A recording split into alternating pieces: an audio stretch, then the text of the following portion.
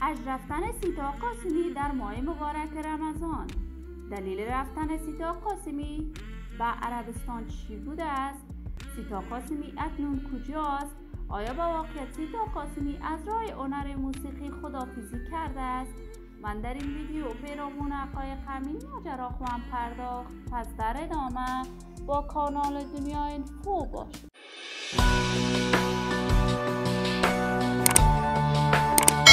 سلام و سلامتی ایام و کامتان باد. شما را خوش آمدید میگم به یکی دیگر از ویدیوهای جذاب کانال دنیا اینفو. برای دوست شدن با این کانال علامت سابسکرایب را فشار دهید تا از ویدیوهای دیگر کانال دنیا اینفو هم آگاه شوید.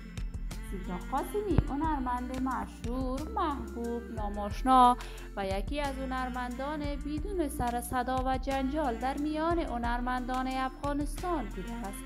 سیتا قاسمی بعد از جدا شدن از شوهرش و طور مسلکی برای هنر موسیقیش ادامه داد، آهنگ‌های بیشماری برای دوستداران و طرفداران هنرش سروده است. بالخصوص آهنگ‌های عاشقانه سیتا قاسمی در دل‌های مردم افغانستان چنگ می‌زند. سیتا قاسمی هرچند در سرودن اشعار آهنگ‌هایش هم استعداد بالایی داشته است، وی برای دیگر هنرمندان هم شعر می‌سراید.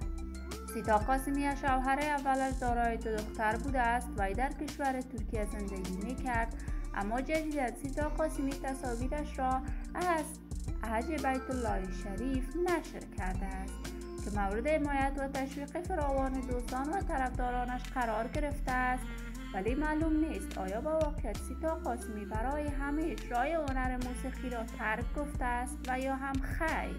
ولی سیتا قاسمی از جمله هنرمندانی بوده است که همیشه برای مردم افغانستان کمک و خدمت‌های بی‌بدیل خودش را ادامه داده است.